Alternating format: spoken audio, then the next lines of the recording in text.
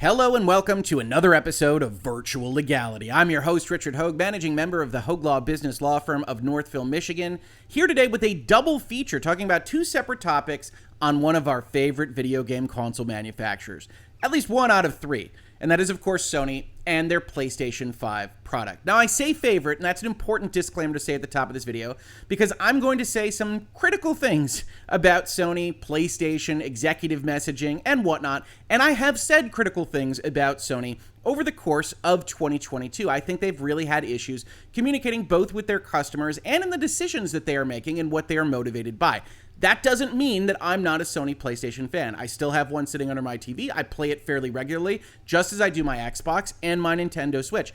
I love video games of all persuasions, PC, all consoles, and everything in between. But that doesn't mean that we can't be critical of them and their messaging. Now, I know that's not going to forestall a number of comments that are going to call me a shill for Xbox or Nintendo or what have you, but I do want to make clear that I want to see Sony succeed, and I think they've had a little bit of difficulty, even if it's excusable, on some of the messages that they've made in the past week or so. With that said, let's talk about the specifics here. So, a little while back, I did a video on Meta, formerly Facebook, and their Quest line of VR headsets. I love the Quest. I love the Quest 2. I think that wireless virtual reality, VR, is the future for that particular technology. And yet, I made a video called Meta's Big Mistake. And the reason I did was because they were increasing the price of their headsets by $100 in both sizes.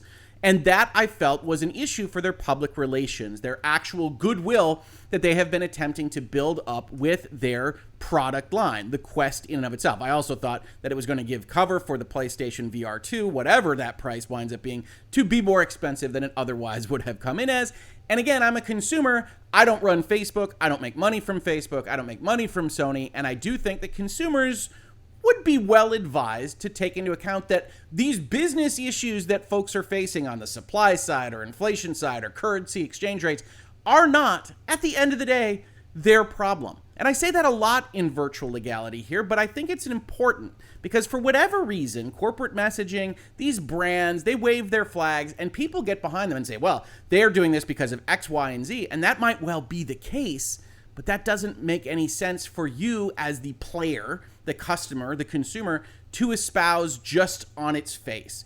And that's what's happened here. So Oculus did this. I said that they made a mistake, and then we proceed to PlayStation 5, Sony, who I promised basically in that video would not really be looking at a price increase for their console, which is why I'm now about to read to you from the headline on August 25th on the PlayStation blog, PS5 price to increase in select markets due to global economic environment, including high inflation rates. Now, just in the headline alone, there are a number of issues that I think Sony and Jim Ryan, who we will see as the author of this particular piece, have with communicating with their customers. And that goes a little bit like this. The first section here, PS5 price to increase in select markets, suggests to me, on just a pass-by reading, that we're only going to be talking about certain geographies, very specific markets. We've seen things happen before in specific markets, and they're just highlighting for us, hey, maybe you don't have to worry about this, but it's not that big of a deal. As it turns out, it's basically every significant market on Earth, or at least significant in the sense that Sony makes significant amounts of money from it, with one major exception, and we'll talk about why I think that exception exists and why they're a little bit unwilling to talk about why it exists in this particular blog post. Then they start their excuse making just in the headline. Why is it increasing? Due to the global economic environment, which I think we can all intrinsically understand. It's a rough world out there right now, but also doesn't actually say anything. And then uses an example of including high inflation rates, which is really bizarre when we see what specific jurisdiction is excluded from this particular action on Sony's part. So you've got a mealy-mouthed headline as it stands, downplaying what's occurring, which is a major significant technological event, putting this particular issue on the global economic environment, including high inflation rates, which doesn't seem to jive with what's actually happening here. And that, I think, is the biggest problem that Sony has had and Sony continues to have. We can make excuses for this particular action. We can understand why it occurs. I'm going to look at some analysis from some financial folks that talk about why they think it's happening. And yet, it still doesn't feel like Sony is playing straight with its customers, and its customers are not going to love this action. This is the kind of thing that, as a messenger from corporate, Jim Ryan, president, CEO, Sony Interactive Entertainment, needs to understand is a significant inflection point for how people feel about the PlayStation brand. Understand, in this scenario, with this quote-unquote global economic environment, many people who have wanted a PlayStation 5 have not been able to get one. We call it supply constrained because that's the genteel way of saying it, but folks want this product, and Sony has not been able to deliver it for very good and justifiable reasons in many instances, but has not been able to deliver it all the same, and now they're going and increasing the price on that product that you or the guy down the street might have tried to buy last week, last month, last year, and has been unable to do so due to Sony's failings. And now they're telling you it's going to cost more. And they're not going to tell you it in very collegial terms. Or as this blog post says, the global economic environment is a challenge that many of you around the world are no doubt experiencing. Let's stop there. I know we got one line into the blog post, but what you're trying to do as you draft this up, if you're Jim Ryan or the lawyers or the public relations specialists who put Jim Ryan's name on it, however it went behind the scenes at Sony, is now you're trying to say, we feel your pain, right? We're in the same position as you. You're no doubt experiencing this global economic environment, massive inflation rates, supply constraints, huge issues with even making ends meet in your home. And we're just like you as a global multinational corporation that sells you video game products and other technological devices. So because we're just like you, we're going to have to make some changes. We're seeing high global inflation rates as well as adverse currency trends impacting consumers and creating pressure on many industries. Now, those two sentences are accurate. They say the right things. Hey, this is impacting you. It's also impacting us. And so we're making the following choice. Based on these challenging economic conditions, SIE has made the difficult decision to increase the recommended retail price of PlayStation 5 in select markets across where? Europe, the Middle East, Africa, Asia Pacific, Latin America, and Canada. What other jurisdictions are we even talking about, Sony? Oh, there is one. There will be no price increase in the United States. Now, that puts paid to the lie that this is only related to inflation rates. Because however you feel about inflation, and many countries are dealing with it right now, the United States is not exempt from inflationary pressures. The United States is as bad as basically anyone at this point in time with respect to inflation. We can talk about the whys that is monetary inflation, currency policy, all that kind of stuff. We're going to put that aside for right now. The point is the United States not exempt from inflationary pressures. What they are exempt from is this little highlight here that is entitled Adverse Currency Trends. And we're going to talk about that more in a little bit. Suffice it to say, though, nothing about the headline and the first paragraph reads as terribly truthful or transparent. And I don't know about you, but that winds up putting me on edge. It's like, okay, guys, you're making this decision. It sucks. Everybody knows it sucks as a decision. The least you can do is be straight with me. And you talk about inflation in the headline, then you say the United States is exempt. And I say, okay, I mean, what's going on here? The other aspect of this is that these price increases are significant, right? You've got 10% increases in Europe and in other places. I didn't go through and look at all of the changes because Sony also didn't bother to highlight the changed number. Now, I don't necessarily blame them for that. That's not going to look good for them in the long term, but it does make it harder to kind of analyze. We know it was 500 euros. Now it's 550 euros. They've maintained this 100 euro split between disk drive, no disk drive, which has rubbed people the wrong way from the start because a Blu-ray disk drive does not cost $100, pounds, whatever currency you're actually denominated in. And Sony has kept that all with the notion that this is necessary because we have to deal with this global inflation crisis and the economic environment that you all are experiencing. But this comes back to roost because people are experiencing it along with Sony. And as I've talked about in other spaces, video games, as much as I love them, and I get basically all of them, or all that my budget can take,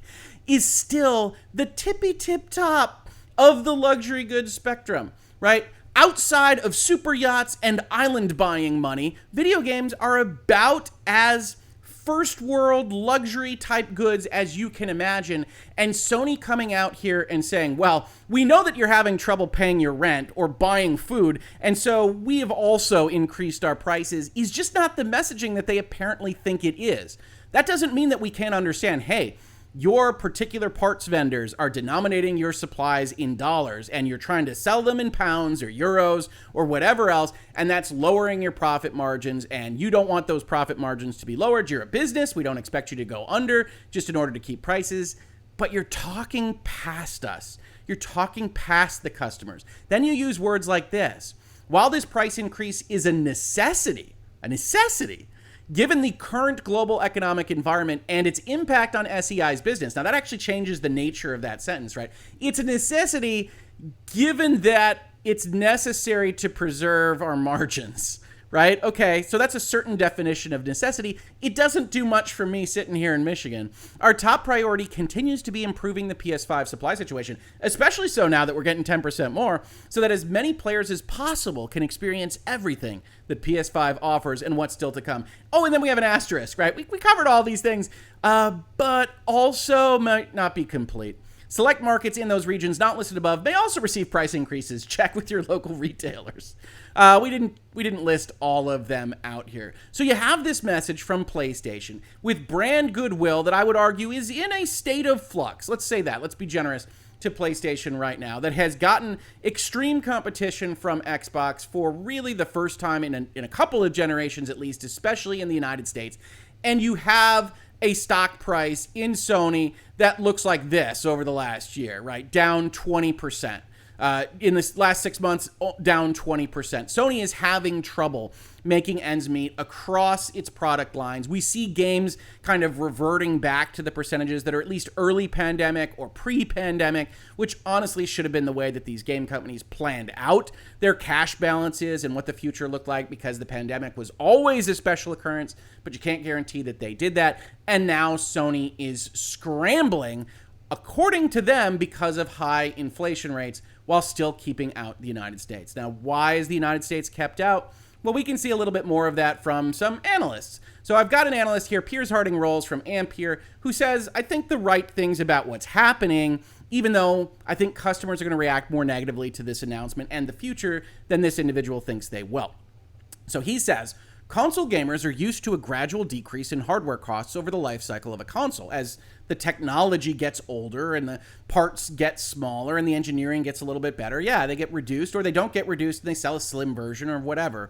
But the unprecedented global economic environment has led Sony to increase the recommended retail price of both models of the PS5 across a wide number of sales territories globally with immediate effect. The US price will remain unchanged. Then he gives a summary of what we just read, and then he analyzes it.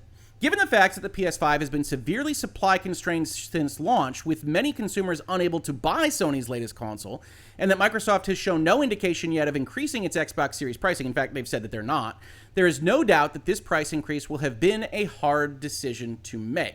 Now, I don't know that given supply constraint actually makes this harder. A supply-constrained economy here in PlayStation 5s, I think, makes the decision easier, because you don't think that you're actually eating into your profits, because you still think the folks that are waiting in line are going to be willing to pay those amounts because, hell, they're less than what scalpers would charge, right?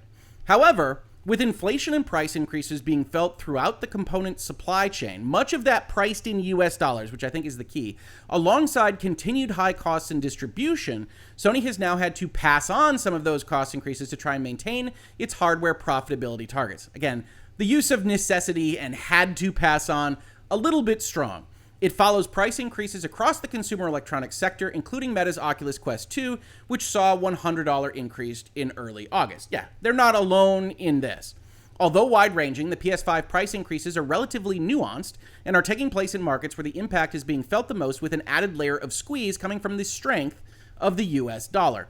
Price increases will take place in at least 45 markets globally, but not in the US, due again to the strength of the US dollar currency. Now, this is just him kind of prognosticating as to how these theories are made. The US is the biggest console market globally, and where Sony competes with Microsoft most closely for market share, I would say that has a lot to do with it as well. If Microsoft and Xbox doesn't exist, the value of the US dollar wouldn't prevent Sony from otherwise raising the price because they're already doing it across the globe. The major factor here, in my opinion, just like this is in this analyst's opinion, is that Microsoft is winning in the United States. Microsoft has dedicated its resources to the United States, and Sony, even though they're based in Japan, is increasing the price in Japan, is increasing the price across every other region because they are not winning the battle in the US, and this is the most lucrative in terms of video games jurisdiction to win. While we believe there will be disappointment for some consumers that have been trying to buy a PS5 without success, or that were saving to buy the console just in time for the price to increase, the high pent-up demand for Sony's device means that the price increase of around 10% across most markets will have minimal impact on sales of the console. We expect Sony's sales forecast for the PS5 to remain unchanged. Right, because PS5 is selling through everything that it can put on shelves, so an increase in price is not expected to reduce what they can actually deliver. If it reduces anything, it would be at the tail end of that supply line, and they're not getting those PlayStation 5s out to the market to even be valued in any event. At this stage, there is no indication that Microsoft will be increasing prices for its Xbox Series consoles. After this was written, they've said they won't. Undoubtedly, Microsoft will take advantage of Sony's increase to push its value message, I certainly would, especially around the Xbox Series S, Game Pass, and All Access offer as we enter the holiday shopping season. As such, this move hands some advantage to Microsoft. Indeed, it does. Now, in terms of that price and currency concept, in order to understand it, you really do have to look at the global currency exchange rates, which is, God forbid, not my area of expertise, but you can see when you talk about euros against US dollars, they're down 15% on the year. Same with British pounds, they're down 14.9%. Australian dollars are down 5%. New Zealand dollars are down 12%. And it's only when you start comparing the dollar to the other currencies that they go up, which is showing more strength, the US dollar, particularly US dollars versus Japanese yen. US dollar is 26% stronger than when it started out. So in essence, if you're Sony and you're building Sony PlayStation 5s and you're paying vendors and suppliers and other contractors in US dollars and then going and selling them in markets for euros or pounds or yen or what have you, you are making less money on the back end in that profitability. And so this is the way that you have decided to try to fight it. That isn't specifically an inflation issue, which again, as I've said, is not anything that would exempt the United States from this kind of analysis. It's a strength of currency and the fact that Xbox is here that I really think makes the case for why this is happening the way it is. Or as I tweeted out, every major market except the US is certainly a choice. Hello there, Xbox. And as I further tweeted out, if I'm at Microsoft, I'm strongly considering a minor reduction in price along with a marketing campaign about players versus payers, etc., etc. Now, I do want to reflect on one question that I've seen in a number of places that was asked to me when I posted this and when I was talking about this issue. This is specifically from Jay at Ivor Badak on Twitter. You don't think this has anything to do with Sony's stance on the Microsoft acquisitions? Now, if you remember here in Virtual Legality, Sony has said Call of Duty is a very special type of product. The Activision deal could take that away, could move people over to Game Pass, could hurt their bottom line, which again is something that competitor authorities aren't actually supposed to be that worried about. And Sony has said this should be something that is allowed on our platform, saying, how do we ever compete with one of the richest companies in the world? Look, we have to put up our prices. The answer to that is pretty flatly no.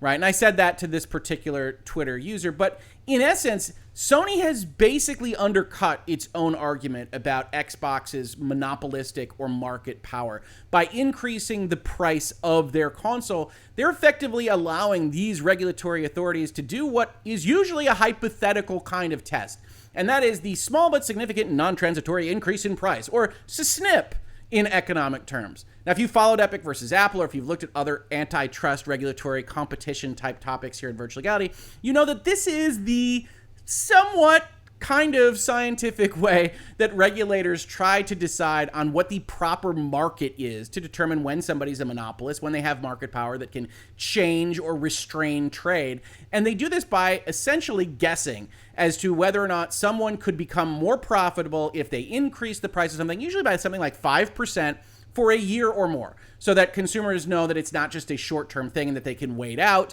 If they increase that price, would they become more profitable?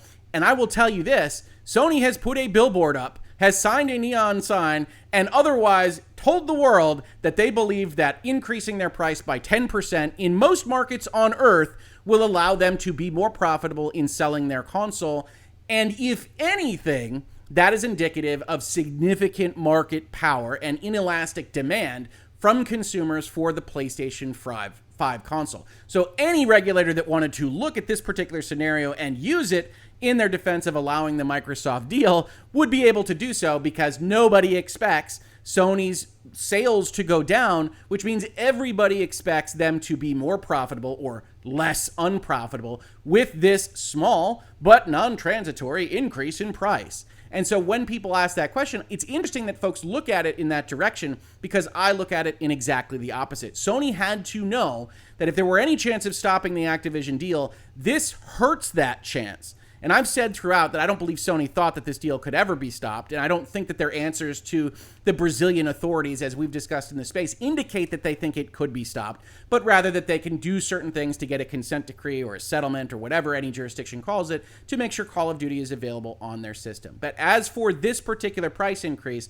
I would argue that it's poorly messaged. It is understandable, but it's not ours to understand, and that it is going to significantly and negatively impact whatever goodwill status PlayStation as a brand has in these various jurisdictions. As soon as the crap hits the fan for Sony, they're willing to jack up the prices on you, regardless of whether the fact that you're having difficulty feeding your family, keeping your lights on, or otherwise keeping a roof over your head. That's just how they concept this out. And I think that Microsoft and their marketing arm is going to have a significant advantage talking about getting through these times together with Game Pass and saving money on the hobby that we all know and love and that kind of thing. And no, I don't love it in either direction. I don't love being able to say Sony made a mistake here. I would prefer that they didn't.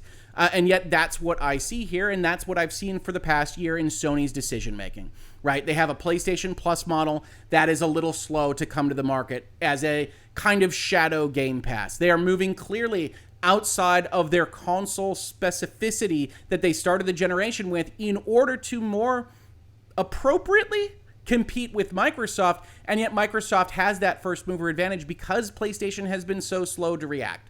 When we started this generation, I said that PlayStation had decided on their walled garden console model to go on for at least another generation. Microsoft and Xbox was moving in a different direction, and Nintendo is always off doing whatever it's doing in Nintendo land and making money doing it, and more power to them. Sony has instead taken this top of this generation and decided to pivot, decided to change away from supporting specifically its console base, where it has that goodwill, where it has that cachet, and trying to expand into PC. And now, as of the second part of this video, into mobile. Because it was this morning when the PlayStation blog put up a post entitled, "Welcoming Savage Game Studios Plus, Expanding Our Community."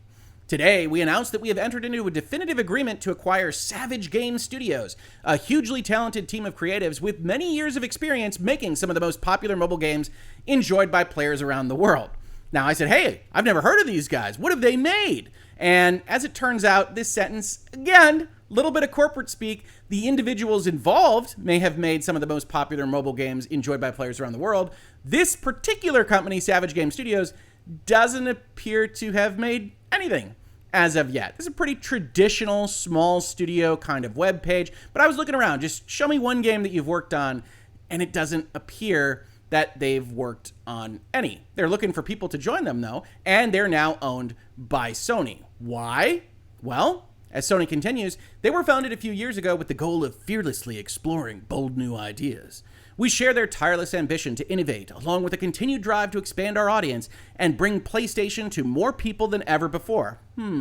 Making them a perfect fit to join PlayStation Studios. What does Savage Game Studios CEO have to say about it? Well, established in 2020, which I will note isn't actually a few years ago. If we're being fully semantic here, it's 2 years or potentially less. And led by myself and fellow co-founders Najim Ajir and Michael McManus, more on him in a minute.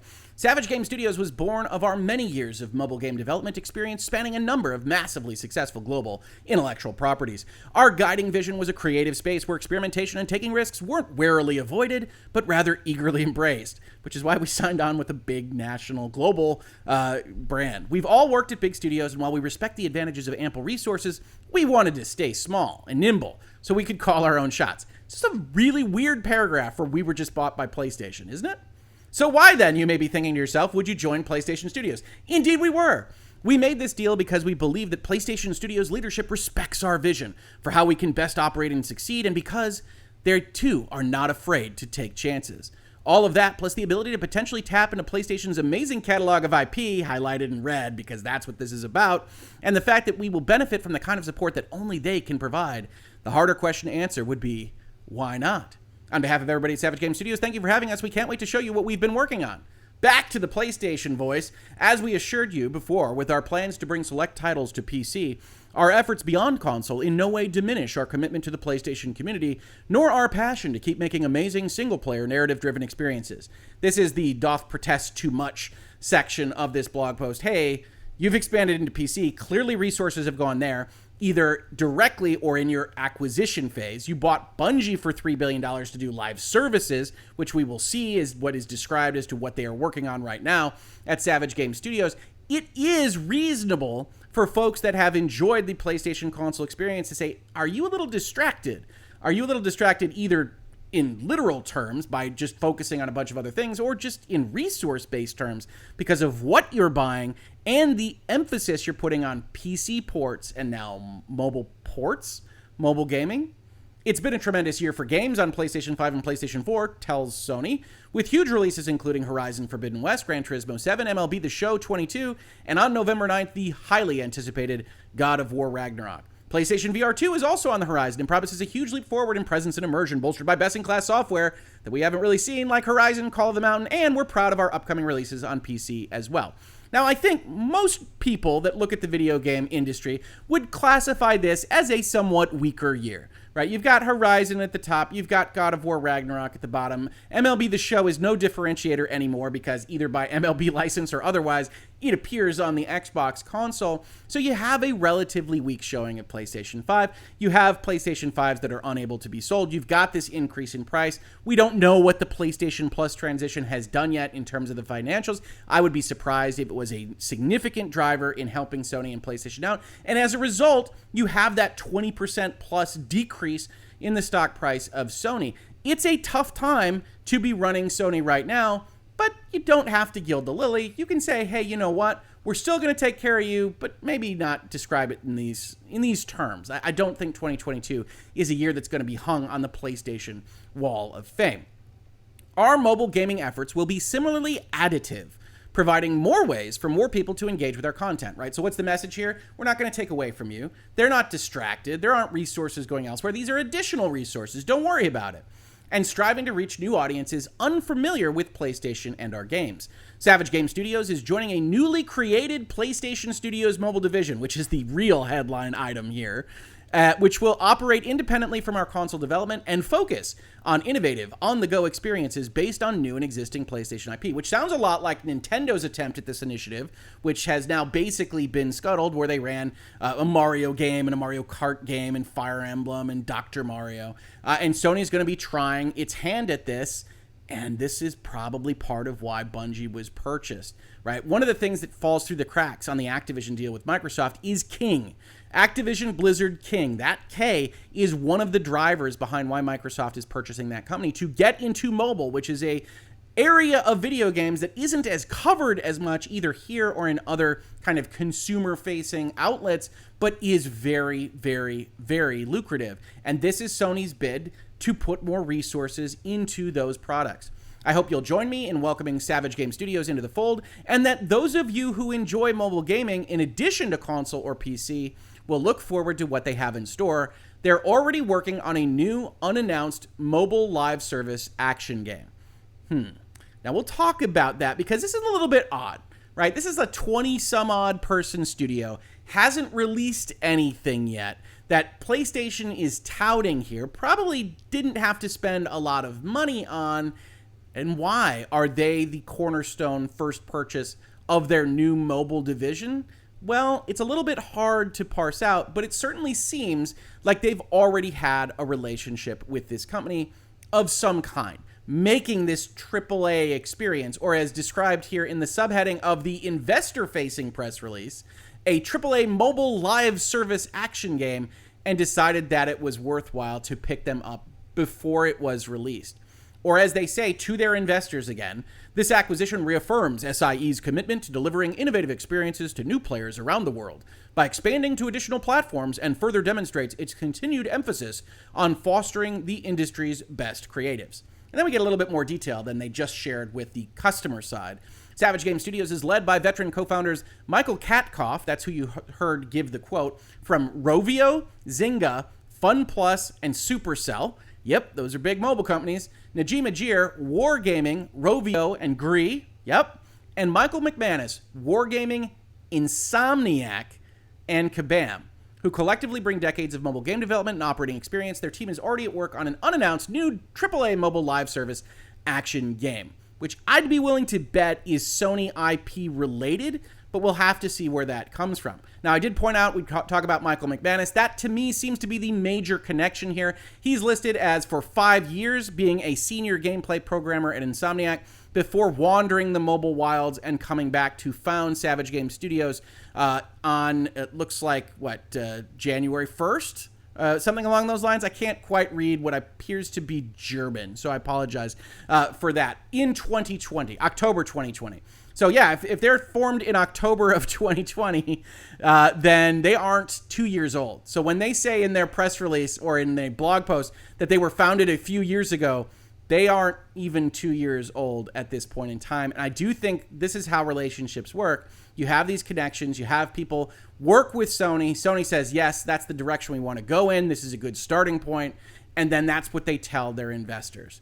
As Herman Hulst says, PlayStation Studios must continue to expand and diversify our offering beyond console, bringing incredible new games to more people than ever before. Acquiring the talented team at Savage Game Studios is another strategic step towards that goal.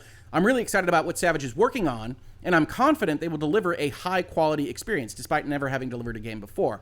Our move into mobile, like our expansion into PC and live service games, strengthens our capabilities and our community, and complements PlayStation Studios' purpose to make the best games that we can. That might well be the case. That is Herman Hulst's strategy here. Another look at it might suggest that they are diversifying past their core competencies and may well wind up regretting everything that they're doing on this score. We'll see. Nintendo backed off from mobile game development. We'll see what Sony decides to do. They've obviously put their money where their mouth is, especially with getting Bungie's live service experience in, and that's what is emphasized again here. SIE's efforts to reach gamers wherever they play, be it mobile PC or live service offerings, as if they aren't on mobile PC and console, will continue to complement its existing expertise building unparalleled single-player, narrative-driven AAA console games. And we're not telling you the terms of this transaction because they're too small to be material to you, and so that's what we have decided to do. So, Sony, in the course of a single year, has really embraced PC, has tried to embrace a Game Pass model, while still consistently saying that Game Pass can't work for AAA titles, has gone into live service, and now, as of today, has increased their price on the PlayStation 5, and also said, we're getting into mobile, but please, don't worry, console people, everything's going to be fine. What do you think? Is everything going to be fine, or is PlayStation, at least right now, floundering for what their direction is going to be? I look at this and say they're effectively behind the 8 ball. They're operating as Microsoft did 2-3 years ago when framing out what it was that they were going to be. And whether or not that affects their overall market share and future in this business is ultimately going to be up to folks like you and consumers in the market in general. But I wouldn't want to be going out with the messaging they're going out with, the bean counting that I can see, all of the financial considerations that Sony is showing when they're not necessarily delivering the products that I would want them to deliver. I'm just one person, but what do you think? Leave a comment to this video to let me know. Otherwise, if you enjoy these conversations about the business and law of technology, video games, pop culture, and more, please consider supporting the channel. We cannot do it without support from viewers and listeners like you. So please do check out our Utreon, where more of your resources get to the channel, and Patreon, which is a little bit better known and you might be more familiar with. Or if you don't like either of those options, subscribing, telling your friends, becoming a YouTube member, all these various things help. Upvotes, downvotes, comments. Thank you so much. I appreciate that support.